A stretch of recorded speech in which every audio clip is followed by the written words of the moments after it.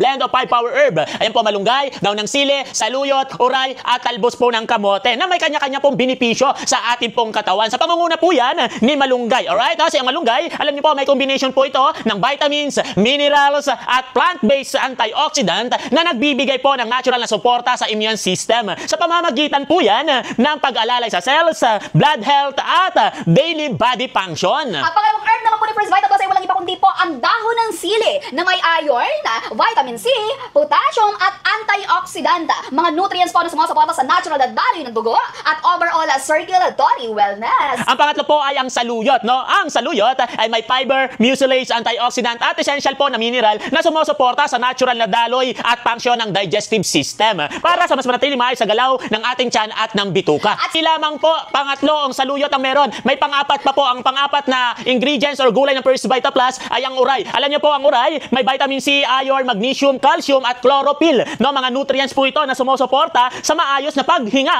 at overall wellness ng respiratory system. At ang panglima naman po na herb ni First Vita Plus ay walang iba kundi ang talbos po ng kamote na kung saan po ay may taglay po ng vitamin B6, magnesium, iron, at antioxidant na sumusuporta po sa natural na function at kalusugan ng nervous system. Yes! Alam niyo po ha, ang ginamit na pampatamis po dito kay First Vita Plus Dalandan Premium ay ang stevia. No, ang stevia po ay may natural na pampatamis na may low calorie, no, antioxidant content at digestive friendly properties. Kaya ito ay maaaring sumuporta sa balance, lifestyle, at overall wellness ng katawan. Kaya naman kung gusto mo pong uminom ng gulay at prutas na ginawang juice na may sustansya at natural na suporta sa katawan, subukan mo na si First Vita Plus Dalandan Premium. Yun!